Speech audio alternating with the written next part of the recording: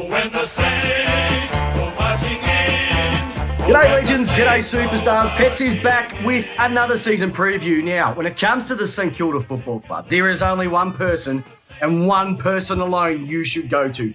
He is the host, the creator, the chief de mission of Saints TV. I know him as Jake Bertone, but he is just an absolute star. We've had him on for 3 years running now, and I am so blessed to have him because what he's doing for the St Kilda Football Club, he is putting the club in massive lights for everybody to see, and for him to take some time to talk about his club with us on Lace Out is a massive, massive thank you to you. So congratulations with all your success so far, and welcome to the 2023 season preview.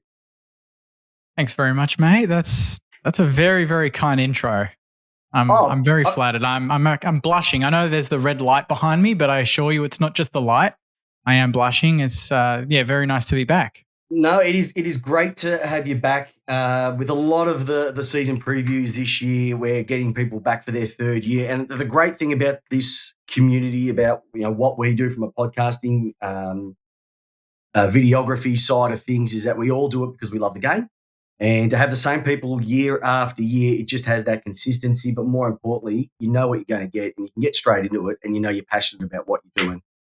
I reached out to you and you were like, let's just do it. Like, there was no hesitation, and that's just I can only say thank you from me and from all the listeners as well too. And like I said, if you're not listening to Saints TV or watching Saints TV, even the podcast series, which we're having a bit of a chat about, and I'll let you get into that very shortly, you're missing out because it is far and above what a lot of people out there are doing. So yeah, I know you're saying you're blushing, but I give kudos where it's due, and you've worked really hard for it, and hopefully all the success that you get too. So the only thing I have to do is that your main competitor is Scoops.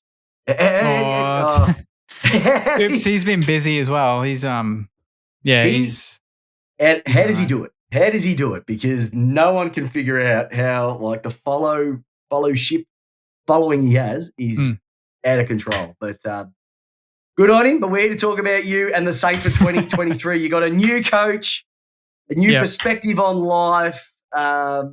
It's almost like the 90s, parachute pants. What is old is new again. You've got Ross back. Tell us, at this moment in time, mid-February, we've only got about a month or so to get into it. How are you feeling? I'm feeling all right. I was feeling good probably 2 months ago before a few injuries took place. But I feel more confident handling injuries when it's run by a Ross Lyon regime. I don't know why. I know it's been a long time since he's been our coach, and a lot of things have changed in football. But from what I've seen at training, from what I've seen from his interviews, the way the players, their demeanour, it's all been really good. When you say the demeanour, what have you noticed differently? And the reason why I ask is that if you have a listen to what Scotty's done over at Essendon, they say that the demeanour and the way that the players are handling themselves around the club, they look fitter, they look leaner, they look hungrier. From your perspective at the Saints, what have you seen that's made you go, okay? Well, we know we had a great start last year and fell away. Weren't the only club. In terms of, like, even just going to training, like, the organisation is a lot stronger. Last year, no disrespect to Rats and the previous coaches at the time, but it just felt like it was very much kind of as you go, make it up as you go, and that's just from the training alone. So to me, that translated onto the football field, and that's why last year we won some games early. But if you look at the games in hindsight, look at the score worms on some of them. We'd be 2 points down, then we'd kick 5 in a row, concede another 5. It was very just bipolar football. And I just don't think that's ever going to be premiership winning football. Whereas with Ross, it's going to be very much controlled from start to finish. And whether that gets the chocolates or not, remains to be seen. Because you were 8-3 at the bye, weren't you? We were, we're in the top 4. That was. Did you feel that was a bit of a false economy? I know that at the time I didn't. I kind of, in our podcast, had mentioned there were some games there we got away with. Like the Geelong game, we were 20 points down. We went berserk for 15 minutes. That was enough to win it. Against Richmond, we were down by 25, nearly 30 points midway through the third. Then King kicks 4 in the last and basically wins us the game. There were a lot of games like that where it took 15, 20 minutes of Saints footy, decent Saints footy, and we got the win. Yep. That's just not sustainable, to win a flag, to make top 4 and to consistently beat the top teams. Because when teams are on top, you're going to have to learn to shift the momentum. But from the way we played last year, it just looked like we were waiting for the momentum to fall our way. Just wait for the moment, not actually try and make it happen. Yep. And that's really frustrating. But with Ross, it's, even just training, very controlled. And the boys, they look very slim. And Ross has said that he wants to play a fast style, which is taken a lot of people by surprise. Which is not normally his style. Exactly, yeah. So he knows that football's changed. He's not silly. He's been in the media. He's been on Footy Classified. He analyses the game better than anyone. It's not like the last 10 years he sat on the sidelines and didn't do anything. He took Freo to a granny. He tried to rebuild them. A lot of the youth that he drafted when he was there is now blossoming, So I think he gets a bit of a bad rap about the way he left us and how he went at Fremantle after the grand final appearance. But I think he's the right man for the job. He was the best available, and it's what we need. It's kind of funny when you look at last year, some of the teams that you beat early on, and this is where I think that if you're a St Kilda supporter, I know it didn't finish well, and there's been a lot of change, but you got to keep these things in the back of your mind. You had a decent win against Fremantle. You had a good win against Richmond. You had Hawthorn, who weren't travelling too bad early on in the season. That was a nice big win. You had the one against Gold Coast, but at Marble, which I do expect. Yeah, and they were going all right as well too. Yeah. You had GWS, which was that the one up at Manuka, and that was that really ugly day. I remember really watching ugly. that game. And Jack Hayes went down with his ACL, which really stuffed us for a couple of weeks after that. And then I think we got the Port Adelaide one was right after that. That was Port Adelaide by a point. And that GWS one, you were pretty much neck and neck. Even might have been down a bit at that stage. And and then home in that last finished quarter. Strong. Yeah. Then Melbourne. You lose to Melbourne. Yeah, you lose to Melbourne, but then you beat Geelong. I remember these. You beat Geelong. You then get Adelaide. Mind you, Adelaide weren't travelling bad, but you're 14-6 to their 9-15. And King, six straight. Yep, exactly right. That day. And then North, and then it sort of fell away after that. It was, Brisbane. I don't want to go through the whole. Yeah. There's a lot of quality top 8, top 4 teams that you beat early on in the season. So you were competitive. We were. And then just something, I'm not too sure what it was, just fell apart. The momentum, like I said. Yeah. Well, the momentum is kind of the main thing that I was mentioning earlier. Momentum comes and goes. The momentum shifts, it disappears, it appears. And we were just hoping for that to be sustainable for 23 weeks. We weren't, like I said, we weren't trying to make anything happen in the second half. We had some injuries, right? Like we missed D-Mac, we missed Mitch Owens after the bye. King started missing some goals. He was kicking pretty straight in the first 10 weeks. Jack Steele was down for a little bit. And just the momentum stopped. You just couldn't get your best team on the park at the one time. That's probably the St Kilda for the last 4 seasons. Minimum. Yeah. When Hanbury came in, Jones came in, we brought a few of these older guys in, not older guys, but, experience. You think, okay, that it's going to work. And it just, the Hanbury experience didn't work. And his best game for us was his last game. Last game. Yeah. Zach Jones as well too, just he's been really serviceable, but sort of for the last 2 years hasn't been as consistent. A little bit of injury as well too. Yeah. King's kicking, he's chocolates one week and boiled lollies the next, and as soon as he gets some consistency. Yeah, it's a challenge. Even behind the ball, the backline side of things, I'm really keen to sort of figure out out of the 3, which is the backs, the mids, and the forwards, where the improvement really needs to come from. Midfield, easy. Yeah, midfield. I can say that straight away. Yep. Can I ask you about one guy though? Actually, there's two. Mr. Sinclair. Yeah. How could you not love him? Superstar. Absolute superstar. But Mr. Steele, like Steele and Sinclair, they are just absolute guns. Like, there's not many players that you go, oh, I'd have him straight. Like, not just have him at your club, they'd get a game straight away. There's two, like what Jack Steele brings to the team, absolutely unbelievable. And when he's the man in charge running the show, like, what could you ask for? Who does he most remind you of when you watch him play? Oh, Steely, I think everyone would say Lenny. Yep. So that's kind of been the dream, is to have them working together. Jake, can you please say his name correctly? It's Lenny. It's not Lenny. It's got to be Lenny. Lenny.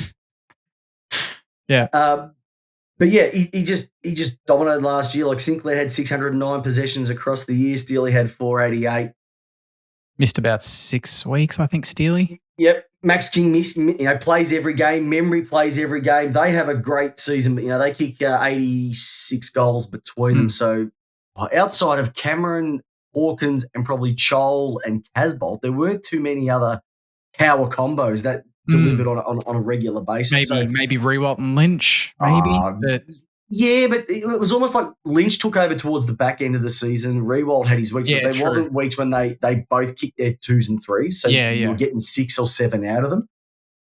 But King going down with his shoulder, that's a tough one to absorb, because it's you want to try and get those wins early. And if he's going to be out for a little bit. Yeah, I think he's scheduled around the gather round, which is what, round 5 or something? Yeah, round 5, it'd be good to notch up 2 or 3 wins out of the first 4 if we can. Well, funny enough, I was going to mention that, because your first 4, you've got Fremantle at home, so definitely you can win that. Western Bulldogs away, which, what does that mean? It's Marvel anyway. It's Marvel, so neutral ground. Essendon at home, at the and G. Gold Coast at home. So they're all winnable. Essendon at home, that's at Marvel. Nah, that's at the MCG, because you playing that one at the G? It's our 150th anniversary game. Fair enough. Yep. Big special event. Yeah. They should have put an asterisk on that. I didn't realise that. And then Gold Coast at home too. So you could easily be 4-0, 2-2, 3-1. I just don't. 3-1 would be good. Just 3-1, 1-3. You just don't know, because Fremantle, I still think they're a bit suspect. Western Bulldogs, Dunkley leaving, Hunter leaving. How much of an impact is it going to make to their midfield? Yes. Essendon, we don't know what Essendon's going to turn up. Even then, the supporters are still a bit dismayed about what's going on there. And Gold Coast, they're either going to be flying, or it's going to be. So it's a really nice 4 that you've got the first up. They're all genuinely 50-50. They are. And so literally the better team will win. And hopefully, like I said, if you can be 2-2 out of that with King out, you're going to be in a nice spot going into the gather round. Yeah. You've got Brisbane twice. You've got Carlton twice, Gold Coast twice. You've got Hawthorn and North Melbourne, and then Richmond as well too. So they've said that you've got the 12, going by the AFL, the 12th hardest. But I look at that, Brisbane are not going to be easy. I don't think Carlton are going to be easy. Gold Coast aren't going to make it easy. I think they're due. Hawthorn and North, I reckon you'll get both of those, and Richmond sort of. So once again, if you can get half of those ones out, plus what you've got in the first 4, you could be setting yourselves up for a nice 2023, and you've got your buy in round 12 as well. Yeah, well, you just gotta beat the teams you're supposed to, but that's kind of been our Achilles heel, is we'll get on a bit of a roll, but then we'll stumble when you kind of expect us to just notch the win and move on. Yep. Like Essendon last year. Essendon, for some reason, they're just a bogey team at the moment. We don't know how to beat them. The last couple of years we've played them. We played them in Spud's game last year. It was a huge game, Friday night, big crowd. Remember that? I think this was a chance to notch up a win to get us in the top 6, kind of mid-late in the season, which was a big thing for us. And we get done by like 30 points or something. And you're like, every other team's flogging Essendon at the moment, and then they're just flogged us, So that level of consistency is something that we've lacked. But and that was the week after, and that was the week after the Gabba game against Brisbane. Yeah, so that's right. It was coming back. We've got this one, and they just came out of the blocks, and it was like, hold on, what's happening to St Kilda here? Because it was a 6-goal loss, I think. It was. Those lines. It was like, but hold on, this is not what we saw for the first 11 rounds. What's that? And then there was a 4 loss streak, unfortunately, as well. Hey, your new players to the club. What can you tell us about that? We know, Zane Cordy's obviously come in as an unrestricted free agent, which is going to have bolster the backline side of things. Yep. Matthias Philippou, has he got a bit of a spunk about him? Like, is there a little bit of look at me that you've noticed so far? Yep, and absolutely love that. We don't have many of those boys, extroverted alphas at the footy club. We've always been, I at least I think, fairly introverted, fairly quiet team. Even when you watch games, you don't hear the boys yapping. But even that's another thing I've noticed at training. Obviously, it's just training, so it's got to translate to the footy field. Yeah, but it does. Philippou is the sort of player that will drive that. And already, like, size-wise, he's only 19 or so. He's 6'3", 6'4", good 90-odd kilos. I didn't realise he was that Midfielder. big. He's big boy. Like, if you see a photo when we drafted him and he's holding his jumper, it's next to Jack Steele. He towers over him. I thought he was a shorter one. I've probably got him mixed up with someone else. I'll give you the exacts, but he's a big boy. Oh, I can tell you right now, big left he's foot as 190 well. and 88. Now that's in the draft book. So that's in the draft it book. may not have driven, it might not have grown, but let's just say he's probably stacked on a couple of kegs since being He's there. 18. And he's 18. Yeah, but he's one that he's a midfielder. He'll have the capacity to go forward. In the draft, when I did my draft previews, when I watched a lot of his highlights, he's that sort of Bont prototype. Do you know what I mean? Like, he's got that big left foot. He can go into the middle, but then he can go forward, and because of his height and his size, can create a bit of a mismatch and be a player that can actually take a few contested marks and kick goals. So, he's one player that he's got a skill set that not many other players have in our team. So he really does. And he could have been number 1, number 2 next year. We got him 5 days early, or something like that. If he had been born 5 days earlier, he would have been eligible for next year's draft, not this year's. So we got very lucky. You've done well. You also picked up James Van Ness, Ollie Houghton, Isaac Keeler as well too, Angus McClellan in the rookie draft, and Liam Stocker, who was interestingly enough let go after that. He was the first guy. Remember when they had the draft for people to elevate on draft day? That was the one. Stocker was the first one that Carlton did, and they were really, really buying into what he could bring. And then a couple of years later, they've decided to move him on. Great little pickup because, what have you got to lose on someone who's got some AFL experience? Yep. One thing with Philippou, though, I reckon he's completely against the mould of what, like I think you said, with what St Kilda have done. If you have a look at your midfields, would you say it's a little bit one-paced? When I say one-paced, I was looking at Jones, I was looking at Hanbury. I'd probably throw in Steele's got a bit of pace on him, but you wouldn't say he's electric. Yeah. He's going to be. He could definitely break it out. Hey guys, you go and get the hard stuff, but you give it out to me, and I'll. Yeah, exactly. Yeah, he'll be that. Get on my bike. He'll break some tackles and he'll run through the middle. He does that at training pretty comfortably already. Yep. Gresh will go back in there because Gresh is another player that's got that potential to be a superstar. He's got a bit of zip about him, can kick goals, but he's been injured the last 2 or 3 years. Haven't seen the best of him. And then Sinks, that's the one that with like Hunter Clark and Nasai Wangan Milera going to halfback, that's one that hopefully we'll see released to be in the middle. So it'd be a good Sinks, Steele, Gresh, Sink, Steele, Crouch type combination with even Windhager. And these are the things, when you start rolling off those names, which I didn't have them in the top front of my mind just then, you realise you do bat quite deep. If everybody gets on the park. If everybody gets on the park, you bat quite deep.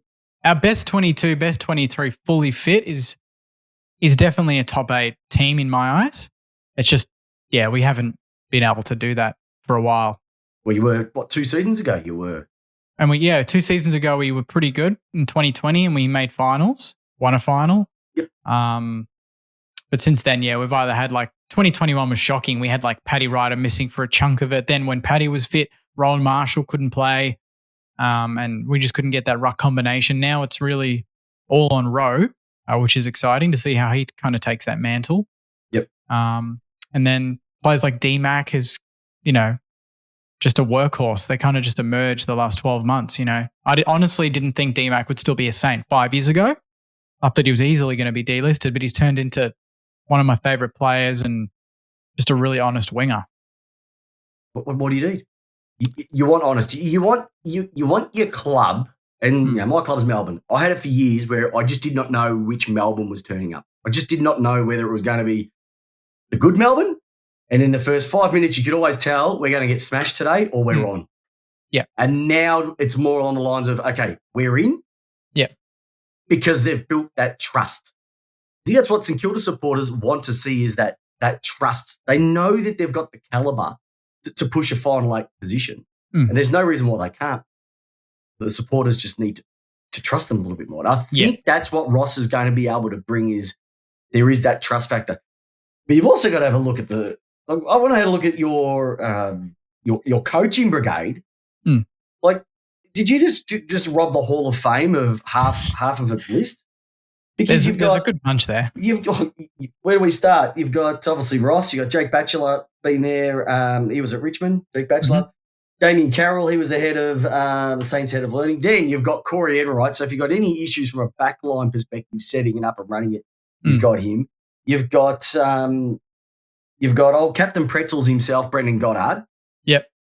You got Harvey, and then you've got Lenny.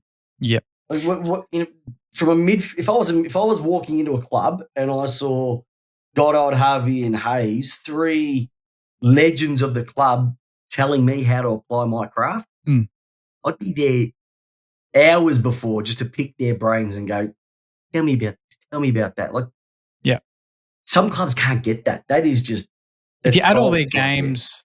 I think I saw a post. Everyone just added all the career games plus Ross's career games coached, and it was just like, a question like, does any other club have more football experience in terms of games played or coached combined? No, I don't think so. Like, there's a couple of 300 gamers in there, Brent Goddard's 334. Harvey was 389 or 387, something along those lines. Lenny was over 3. And Lenny got to 297. Was that Lenny? Yeah, got to 297. What you got there? What a bugger that would have been. Just those extra 3. Yeah. I reckon he had a great year last year, and he sort of came on once he sort of found his spot was Brad Hill. And he was one of those other ones that for the first few years, I think they tried to play him as that, whether it was on the wing, whether it was in the forward line, whether it was on the ball, and just nothing sort of worked. They put him down to half back, and then it just worked. Yeah, there was, some analysts will say that he didn't have the most amazing year last year, but it was definitely better than 2021. Yep. He had some pretty good games playing at half forward, like against Hawthorn, he kicked 4 and was pretty solid in round 4 or 5, whenever that was, and had some better numbers. But I think this year, from what Ross has said, Hill's a winger, and that's where he's going to play. So we're not going to see him at halfback as much as we have in the last couple of years. As long as he knows his role and what he needs to do, and Ross is happy with that. Yeah, well, last time Hill was with Ross, he was one of the best wingers in the league for Fremantle. So they work well together. And some people just have that. Like good old Zach Dawson was the perfect example. They just work together. I heard that his name was in the draft this year for St Kilda to come back to the club. Zach Dawson. Unfortunately, they said, look, no, we can only have 42 spots, but if we had a 43rd, yeah, maybe you would have been in. It's really good, even from your small forwards perspective. It actually is pretty good. I was going to ask you about this. You've obviously got Dan Butler running around. You got Snags, Higgins running around as well too. Higgins always has the knack of just being able to kick goals, but the issue is that he either kicks them or he doesn't kick them. And I thought he was. Look, I was probably guilty of it. I did probably call him Missy Higgins when he had that day where he kicked 1-6, I think it was that day, or 1-6, 1-7. Sydney. Yep. But most of the time, he's the one who seems to be that barometer in the forward line. If King wasn't able to get his hands on it or Membry, he was the one who was just popping up and kicking those 1 or 2 early on just to keep you in the game. Yeah, he did that. He started the year well. Like I reckon for the first 8 or 9 weeks, if you go back to last year, he would have been close to All-Australian conversation, just the way he was playing. He was. A couple of big games, kicked a couple of 3s, 4s, I think, in the first 10 weeks. And then, similar to the team, the second half, it just didn't work out. Dan Butler's year was pretty inconsistent for pretty much the entire year. Yep. He's been like that the last 2 years. So on paper, they do look like a pretty strong duo in terms of small forwards, but output-wise, there's definitely, a lot left to be desired from those two. Was it do you think it was a fitness thing? Was it a application thing? How did you sort of see it? Because especially when his first few weeks, I'm just talking about Higgins here, when he had a 0 in round 1, that's all right. Then he had a 4, a 1, got concussed. Interestingly enough, came back and kicked 5, and then kicked 4. So at one stage, I think he was almost, if not leading, he was at the top of the comp medal. That's right. Yeah, I After remember the seeing first he was few like weeks as well, level too. or a goal behind Hawkins or something. I can't remember who was top, but yeah, he was close. And then it just sort of faded off a little bit like the club. It just faded away. His form was different to Butler. Like, there were times where he was just a bit too selfish, tried to do a bit too much in the moment, tried to take on too much responsibility when there were better options around him. And with Butler, it was just overcomplicating, a lot of bread and butter moments where, like, there were a few chances where he'd rove perfectly and Butler 2 years ago just snaps it instantly, but instead this year he would just try and fake and then dodge left, dodge right, get into trouble, get caught, and it's holding the ball. And then you're like, just kick the damn thing, So in his head, I think he was trying to do too much or trying to impress, because when you're out of form, you want to just do something, get yourself into form, do something fancy, feel like a superstar again. And I think he was trying too hard. So hopefully with Ross, it's going to be very much just, we just want you to kick some goals. Like, we don't care what else you do, just kick goals. And I think that's a really good point you made, is that just do your job. Like, and especially when things aren't going well, players almost try too hard. Yeah, 100%. Bailey Fritsch was a perfect example that I can relate to, because he had a couple of situations where they were saying he was a bit greedy, etc. But it wasn't. I don't think he was trying to deliberately burn his teammates. He just thought, I've got to. You got to get your form on my shoulder. I want to put the responsibility on my shoulders to do it. And sometimes it's just taking a step back and opening that vision up a bit and going, okay, all right, maybe I don't have to do anything. The more people I bring in, the better I make them, the better I look as well too. Yeah. Who's a name at the club this year that maybe not many people know about that you think is going to rise considerably in terms of, if we rewind a tape back in September, once you've played finals, obviously, Jake was on the ball there big time. He knew what was going on. Oh, jeez. I mean, I'd say Marcus Winhager, but I feel like a lot of people know him now. But for the sake of the conversation, maybe a Cooper Sharman. I mean, I talked him up preseason last year, but he didn't quite. He did, yes. He didn't quite get a go as much as I would have liked. But now with Kingy being down, Jack Hayes being down, the fact that our forward line is so light on for tools, I think Sharman's one that could definitely start the season in round 1. In the goal square or around that mark. And if he can kick a few early goals in the absence of the other tools, I reckon he can build up some, solid confidence, because he's got all the tools. He's got good leading patterns. He's got the height. He's put on some size from what I've seen at training. A lot of the mids have gotten leaner, but Sharman and some of these tools have gotten bigger, Rose gotten a bit bigger. So I'd say he could do it. Or even, I'd say Filippo, but everyone knows who he is. You can just say it. You know who's a big unit, and I saw this directly, is Rowan Marshall.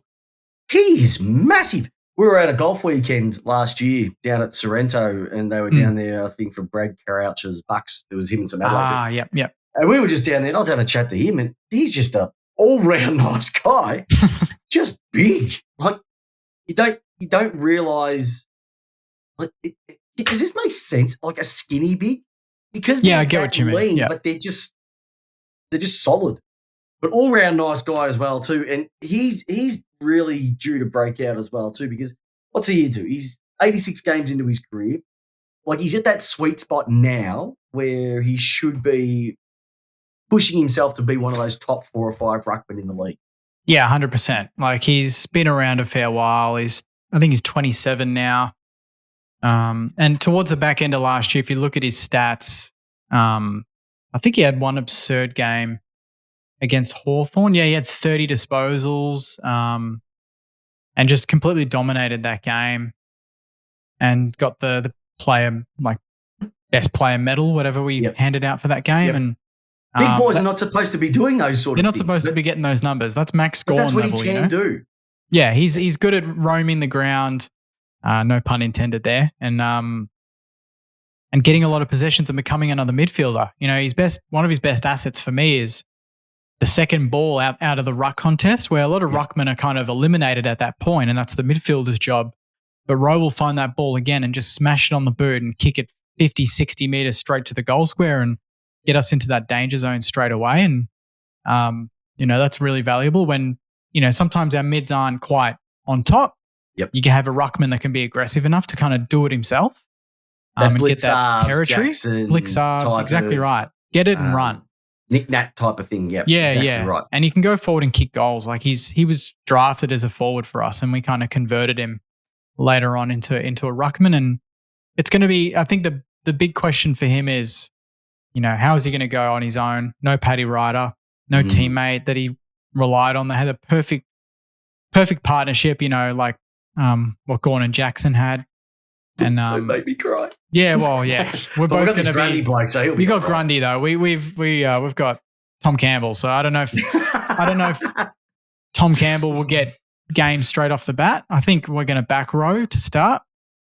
But don't get me wrong. I actually think Tom Campbell's quite capable from what I've seen. He's a big unit. He's got good hands, and he can throw his weight around, kind of like your Mumford types, just kind of be really physical. Not the most talented skill-wise, but can really smash a bloke. You need a brute. Yeah, exactly right. A brute. We can't all have, Bontempelli types. We can't have all steel types running around. Could you imagine if we had 18 Tony Lockett's on the field? Hey, great goal kicking, but defensive efforts would. Yeah. And probably every 3 or 4 weeks, there'd be no team playing. No. So, interestingly enough, you've actually got a winning run against Gold Coast. You've won the last 7 against them, which is interesting. But you've lost the last, you haven't beaten Melbourne since 2019 when you had 14 in a row against them. So it went one way and it's gone the other. So but you have a look at, against all teams, you've got a really good record. So it's almost, to me, with St Kilda, it's like untapped potential. Don't worry, we're well aware. But do you know what I mean? Like, I'm looking at you, and he can define every team, but you just look at St Kilda and you go, oh, look what's on paper. And I look at the statistics. I look at the age profile. It all looks really nice. Why hasn't it? What's the missing piece? A lot of the time it's in here. It's that bloody mental game, It's I've said it many times, momentum, but just the self-belief that you can get there, The players need to believe that St Kilda, although one flag, a lot of other opposition supporters like to make fun of us, and I cop that on the channel. Anytime I'm remotely positive about the boys, I'm getting heat. And it's like, what the hell am I here to do then? Like, I'm here to pump the boys up, get excited for the new season. Anything's possible. Right. But I think that's what hope is. That's what hope is. That's right. It's hold on, pain ends. But it filters to the boys. Like, it filters. Exactly. But I think the negativity's filtered to the boys. And I think Ross is the sort of guy that can just tell them, just piss that off, Let's just get stuck into it. Whereas Rats was very nurturing, very caring. And I think at times maybe the boys really just wanted a bloke, like a tough coach, to go up to them and go, fucking just grow up, let's go, Just look them between the eyes and tell them. That's it. And I've got a feeling like I just see what Ross has got, and you hear from whether it's Rewalt, whether it's any of the Fremantle guys, it's Ross's. Just, you know what, I'll pat you on the back when you need it. I'll throw my arm around you when I need it, but I'm going to look you dead straight in the eyes and tell you what I think if you need it as well too. And it sometimes feels like I'm old school footy. I from when I played, it was usually, hey, you know what, we'll cop it straight between the eyes, and it's not easy to take. Yeah, but they're doing it because they want you to get better. And sometimes when you go the other approach, I know it's nice in society, but it doesn't translate to a competitive activity, profession. You need the odd rev up. You need the old energy bottle to throw. It is. Yeah. That's what it is. It's all about energy. And if you can get the guys, because the only time you can influence them really is before a game, and that's it. You change it, quarter time, three-quarter time, maybe a little bit of a rev up. Half time, you're there to swing the magnets predominantly. And if you're in front, it's just momentum. But, it's even when the ball starts, and if you're not being able to get them in the right place mentally, it's going to make it very difficult for them to do it because they're so focused on their roles and their structures, etc., that to try and just get them in that right headspace. You can't rely on always players to be able to do that. And I think Ross, you're right, is the right guy to take you guys forward to pretend. And you know what? It's finals. That's all you want, isn't it? I know you love to win them, but you want to get to September. Like that's the goal. That's top 8's the goal, 100%. Top 8's the goal. Some teams want premierships. Some teams want top 4. We know there's teams at different levels within the 8s, the whole league. But for you guys, it's a little bit of like Carlton. We just want to make finals. Whatever happens after that, happens. But we deserve to be there. And I do think you deserve to be there.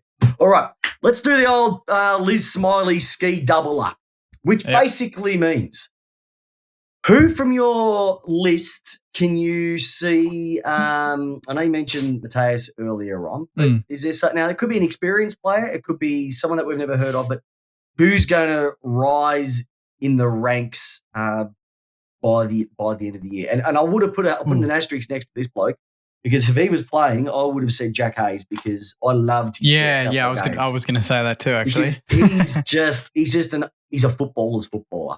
And I would have loved him to get that full run. I think he comes back maybe after round 7 or 8. That's when a full year after he's done his knee. So if you can have him and King and Membry, you got the three amigos running down there. That can be exciting too, and also helps out with the rucking. So I'm putting a caveat on that one because I know he's not going to be right for at least the first quarter of the season. But from your eyes, who's going to be the jumper? I mean, I've talked up Windy a fair bit. Everyone's talking up Windy. Yep. But I'm gonna back.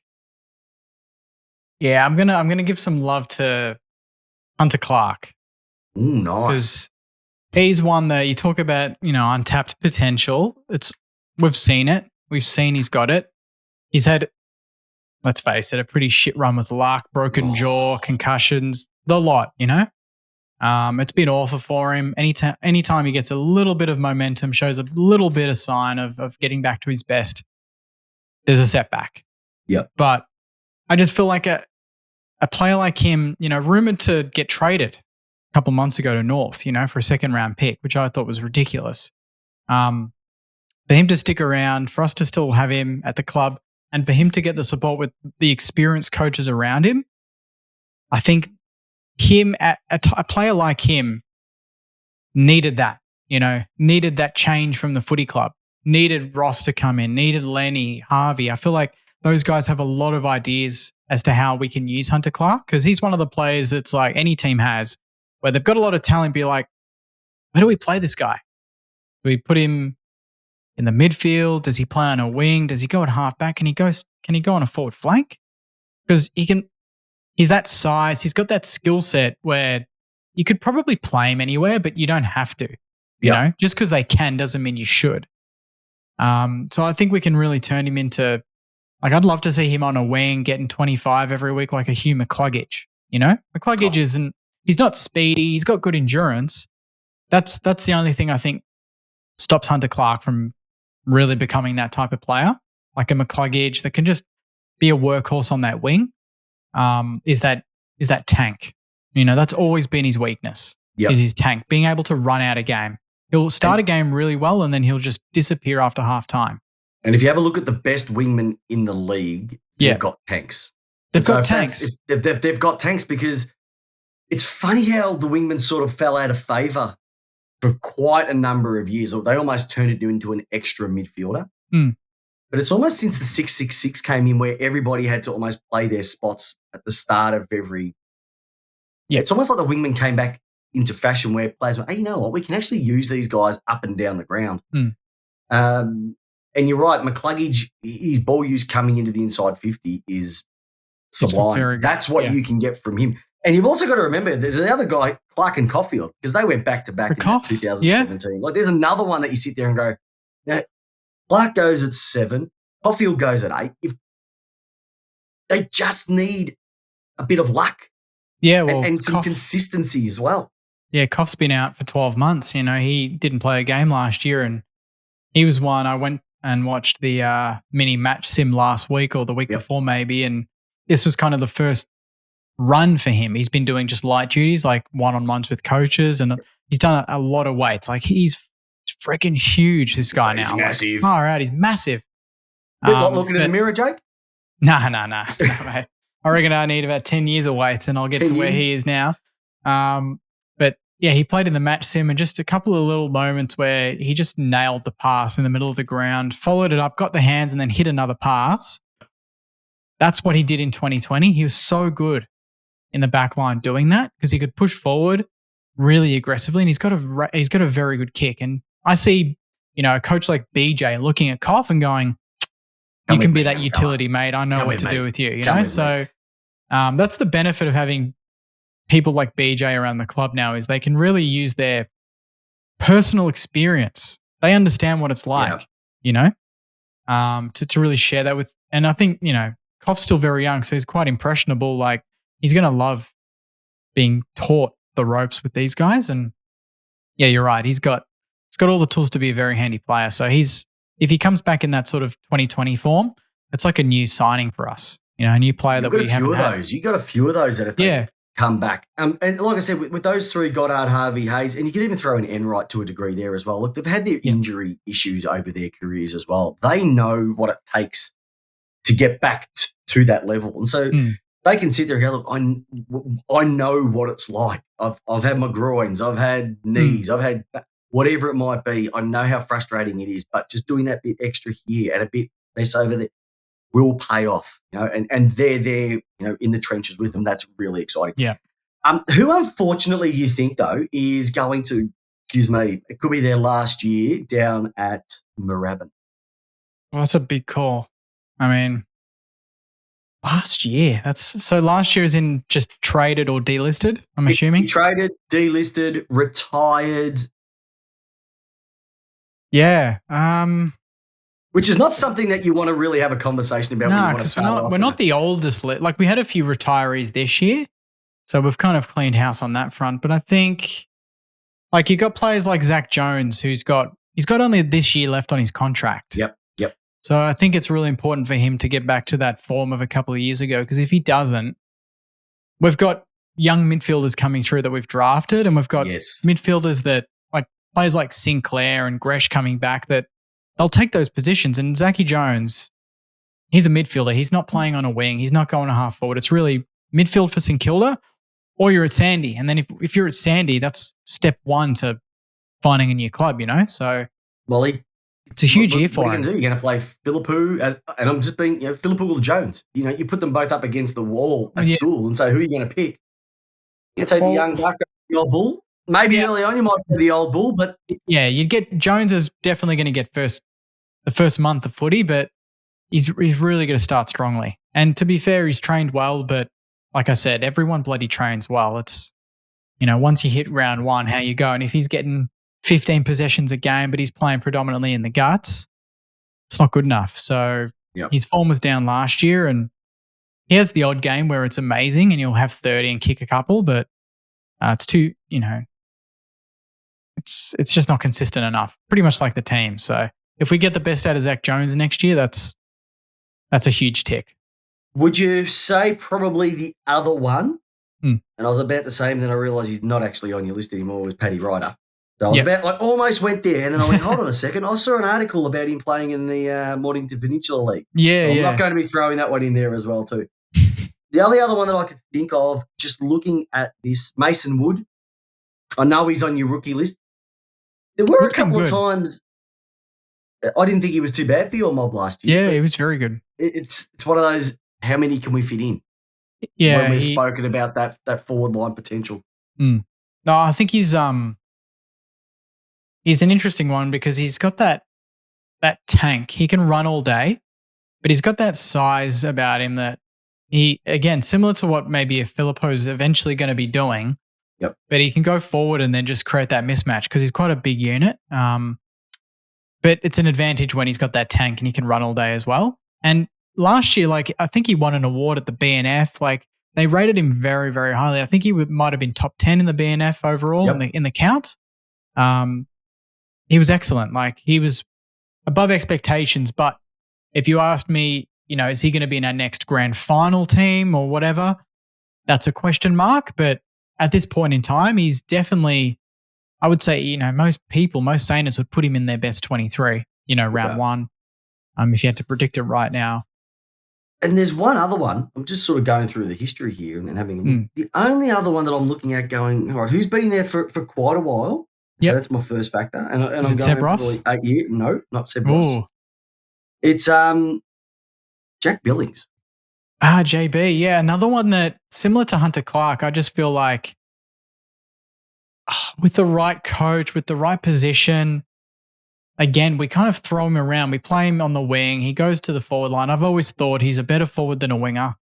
If he can play on that half forward flank and absolutely own it, I think that's his best bet. I've never seen him as a midfielder that gets 25 to 30 a week. I've never seen that in him. Despite what people argue, I just don't see it. I would rather him have 15 and have 4 set shots a week and kick 2 to 3 goals a week and kick 30 or 40 goals as a half forward. Wants one of them. Everybody wants one. But I've seen him tear games. I've seen him tear games apart. I've been there watching it going, I didn't expect that at all. And it's kicking goals that he tears. Like, that's when he's at his best, is when he's kicking goals, not when he's getting a lot of the ball. He's a good kick. He's a good field kick, but I just think he's more dangerous closer to goal. Yeah, it's the whole Tom Mitchell. I'll say Tom Mitchell, Jack Billings. Do you want a Mitchell who's going to have 35, but is he really going to be that dangerous with the ball? Or would you rather take somebody who has maybe 10 to 15, 4 marks inside 50, probably lays 4 or 5 tackles, etc., and contributes that way? I take option B over option A. Absolutely. Because anybody can rack up posies these days, but it's a matter of kicking them through the sticks, and that's what you want. And he's been able to do it. Like, I think he averages. What's he kicked for the year in his career? He's kicked 107 out of 152, which is not many people would be averaging almost a goal, but a goal bit a game, but yeah, goal, 3/4 of a goal a game. So, if he's missed quite a few and there's injuries come into it, etc. So, and there's probably a lot of that time that St Kilda weren't kicking a lot of goals, full stop. No, he's been part of a few bad years. Okay, let's have a look at it from a league perspective. And now we're getting into the last quarter. We're getting into time on. From a league perspective, same sort of thing. So which clubs do you see rising this year? Now, once again, it could be bottom part of the ladder into the top. It could be from a top 8 to a top 4 even. Where do you sort of see clubs, and once again, it could be one, it could be a couple, who sort of got your eyes going, they're going to be dangerous this year? I think the Gold Coast really intrigued me. Yep. I thought they did really well last year, and they're going to have Ben King back. They're going to have Ben King and Chol on the same forward line. That's going to be so difficult for teams to combat. And they've got actually proper midfielders now. Took Villa is an absolute superstar.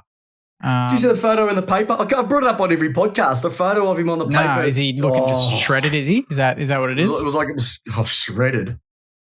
It was like from his shoulder down to his arm was like the Western Ring Road, and the Eastern Freeway was on the other one. It was just lanes. I'm going, oh my God! He's a big, cracking footballer, and he's just Gold Coast. I look at him and go, that's who I want to play for.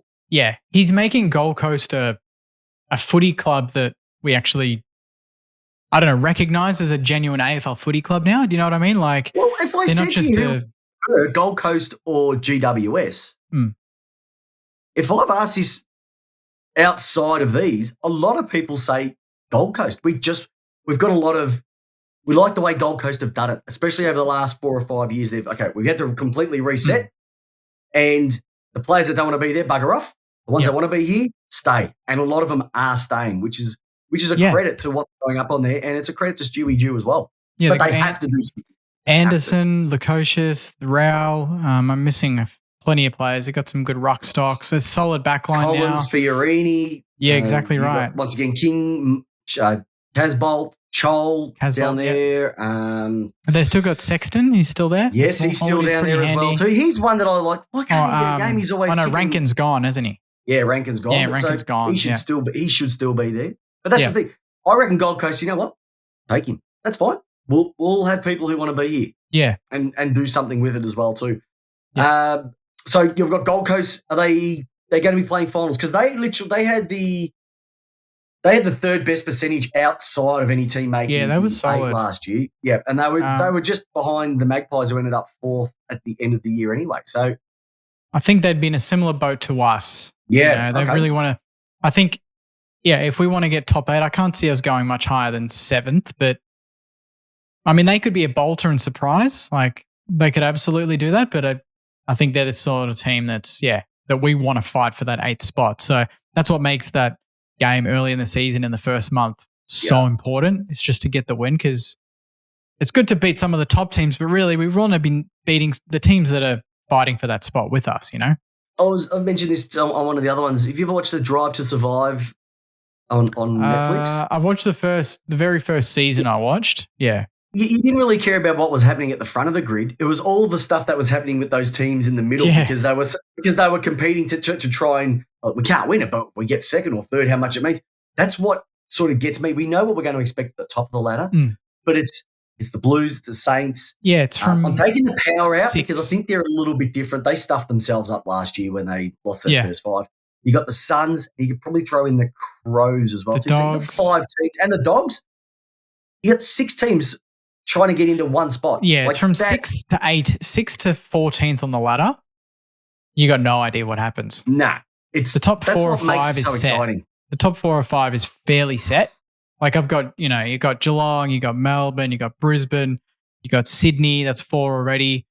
Collingwood, roughly 5, but you don't rate Collingwood this year. Collingwood will not make finals. I know why you're saying that because they won too many games by under a kick. They've won too many games. You can only bet on Black so many times. But even when I had a chat to the Collingwood blokes, they even said we're not going to make it. That's because interesting. Other teams have got better. We haven't. Interesting we got McStay. We got they got Bobby Tom Hill Mitchell and Tom Mitchell. Like what? Those 3 are going to make a difference. You got Grundy. Like that's what you had the best ruckman and you got Grundy, or it was Port ended up getting Rioli and Horn Francis, or Brisbane ended up getting Dunkley and Gunston. Like that's what they're saying is that they got better. We really haven't, and we only needed 2 of those games to go the other way. We don't play finals. Or something along those lines. I had a similar chat to a mate of mine, and I did have that view, but when I had a chat with him, it kind of changed my perspective a little bit. And his point was that in a lot of the games that they won by a point, they were in control for big portions of those games. They had leads in a lot of them. They just didn't know how to hold them. So the momentum shifted. But what if that was a learning curve for this team? They're still fairly young. Yeah, could be. What if they start knowing how to finish games off? So we're always saying, the games are neck and neck and they just got over the line. But some of the games, they were 20 up, but then it disappeared and then they won again. So totally don't disagree. What if they go 20 up and then they don't look back? Yeah, but I think also clubs will be a lot more in tune to the way that they play as well too. And that normally happens after teams get some success. Okay, we put a lot more time into them as well. Hey, if they stay there, I'm happy to put my hand up, unlike the traditional media, saying that I was wrong. Yeah. I was definitely wrong, but there's something about them. Your luck has to run out. But hey, and they've got a harder draw as well too. That's the other thing that they've got to look at as well too. All right, so you're going Gold Coast to be risers. Mm-hmm. Who's your sliders? Well, this is going to have to be a team that's in the top 8, probably top part of the ladder. I've always thought Sydney's the one for me. I know they've got a young team, but that's similar conversation to Collingwood. Yeah. They're a young team. They played with no fear. They made a granny, but then they got pantsed. And teams that get pantsed. No one was beating Geelong that day. But teams that get pantsed, they don't respond well. They don't. Exactly. Bulldogs, look at the Dogs. There's stats about it. Us in 2010 in the replay got pantsed. 2011, we made finals, but we got knocked out the first week and we've not done anything since. It's it's going to be it's going to be interesting because they're not a mature team where they've lost and they're like, okay, let's get back up. They're a young team. They've just lost in an embarrassing fashion. How do they turn that around? And they can't rely on Buddy for much longer. No, and they can't. yeah, they've got youth, but potential can only take you so far. So a lot of those players still need to get to that next level. And like Collingwood, like you said, I think they're going to be the hunted too. People know what to expect from Sydney. They're flamboyant. They play on at all costs. Give it to Chad Warner. Let him run. Stop that run, and then we'll see what happens, you know? But do you know what I mean? Like, I do know exactly it's as what predictable you're as saying. trying to stop Collingwood. Yeah. No, I think you got a really good point there. And I think from their perspective, they're a little bit susceptible up forward because if you leave Buddy there too long, it means something like a Logan McDonald who didn't play finals last year and got to get games into him. And then you also got Sam Reid. He only has to have, we saw what happened in that grand final. He falls over. And then also from a backline perspective, you've got Rampy who's pretty much on his last legs. I think he's mid-30s, I think, by the time he comes around. Yeah, probably. The end of the year. I mean, so they're going to be a little bit susceptible. The McCullens were good. The McCullens were good, but again, Paddy, it's hard to judge whether Paddy's form, although he did carry it through all year, was that, first year back excitement, just enjoying footy. It's really the second year is always more difficult than the first, to really continue that form. I mean, I'm sure they're going to play finals. Like in most of my predictions, I've had them in the 8, but if I had to pick a team to slide outside of Collingwood that we've already talked about, it'd be them. Or maybe, I mean, I kind of keep forgetting that Freo actually made finals. So, they could be 1 too, but people will tell me the opposite. They're ones they could get better. They'll win all their games in Perth. That's finals already, It's funny, like, and that's why I love having these conversations with people who know their clubs. Is like, Freo guys are like, forward line okay, but Tabernar we're still not too sure about. True. So they're really honest in the fact that go, we've got no reason why we can't, but there are still a couple of little things as well. Like if you go through every team,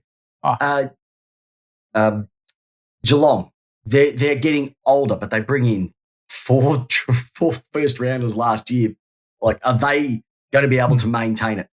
Melbourne, will they be able to get their forward line up and running? And will they stop having those second half fade outs, which they had last year as well? The Swans that we've spoken about, Magpies we've spoken about, Dockers with Brisbane. They've got everything on paper to do it. Yeah, the most complete on paper. But it's from a head perspective, are they going to be able to do it? Tigers, you'd say bringing in Taranto and Hopper, yes, but then you've still got an aging Rewalt. You've got an aging Martin. I don't think Martin's going to get back to. They keep thinking that he's going to get back to what he was. I don't think he will. There's something, Their backline's still a bit susceptible when you look at it on paper. They've got a few youngsters down there they drafted, but outside of that, I wouldn't say it's the most amazing backline. No, I wouldn't be surprised if there's 3 teams that fall out and 3 that go in. Well, but it would also surprise me that there might be only 1 shift. If you had 3 teams coming out, the 3 teams coming in, you'd say Port's probably 1. Port's 1. Would you say the Dogs are another? Dogs are dropping out. Yeah, I'd say the Dogs are dropping out. Yeah, Dogs to drop out. I would also say Magpies to drop out, and I'd even throw in. Funny enough, I think people are going to hate me for this one. I would almost even say no. I'd almost say the Tigers. Yeah, I just think there's something. They've had it for so long. And you got to remember, they only made finals by a game and a half last year. Yeah. But they did have a good percentage. But if you ever look at that, a lot of that percentage came in back into the season as well too. So a lot of those clubs need to have really good starts to the season. If they don't, it's going to be chasing. And I can easily see the Blues going in. I can easily see the Power going in. And I can easily see out of you and the Suns being that 3rd team. That's it. See, so it's a crazy year. It's going to be very, very interesting to see what happens. Exactly right. And talk about a crazy year before we wrap up. What have you got in store for your viewers and listeners, Saints TV-wise, this year? Because like I said, when we first started, what you do is, bar none, one of the best club-related, and I call it a portfolio out there. So I know you're going to take that to another level. What do you got planned for the year? So just obviously the content's going to be coming thick and fast. The potty is going to come back episode 100 to start the year. So we're trying to line up some pretty big guests. At the moment, we're going through a complete website rebuild with some new components, hopefully some premium content coming their way, which is the first I've ever mentioned. So there you go. You get a bit of a scoop. Hey, wow. Which is, that's months and months and months in the making. So really excited to hopefully get a brand new schmick website ready to go for the year. We're looking to create some new TV series. We're getting hopefully some ideas on some new podcasts. So getting some more saners involved, not just me, Marshy and Joycey, which is obviously is a lot of fun, but I do like getting other people's opinions. And we're chatting to a few people that want to be part of the channel. So hopefully we'll grow the family of Saints TV, which would be great. More writers, more articles, more everything, mate. So, and hopefully some more collaboration with the footy club. No pressure from no Lyon, pressure, St Kilda, but just do it because they're awesome. No, and like I said, everyone I've spoken to so far this year has been awesome, and that's why I keep reaching out to the same people all the time because their love for the game is like mine, and the love you have for your Saints, and we just want you guys to have success, regardless of what happens on a Saturday between 2 and 4:30. We don't care, but we can sit next to each other, have a laugh. And once again, I always appreciate you coming on. This is the third year that we've done it, and it's just getting better every single year. So, Jake, thank you very much. The wonderful Jake Bertone from the wonderful Saints TV. But before we go, I have one question for you. Oh, no. I stuffed this last year. I'm going to stuff it again. You did stuff it last year. Can you get it right this year, all right? What am I saying? Jake Bertone from the Saints TV multi-superstar channel extravaganza portfolio. How do you want your footy? Laces out. It's lace out. He's done it again. Oh, no. I stuffed it again. It doesn't matter. I've got the script here. It said He's even got it. You sent me the wrong script, mate. There's your St Kilda 2023 preview. I've actually got you guys sliding into 8. Oh, no, you don't, do you? You're just saying that. I've got you guys sliding in, I think, to 8 at the moment too. But apparently I've got about 9 teams in the 8, so I'm going to have to do it. Yeah, I was going to say, I think you're going to have to I've actually got you guys sliding into the 8. I think you've got a lot of positivity. Hope the season goes well. And Jake, thank you for your time. And thank you very much. Thanks, mate. Thanks for listening to our latest episode. If you haven't done so already, make sure to subscribe, rate, and leave a review on iTunes. I'm your host, Chris Pepper, and with Jamie Wallis, we give you your footy how you want it. Peace out.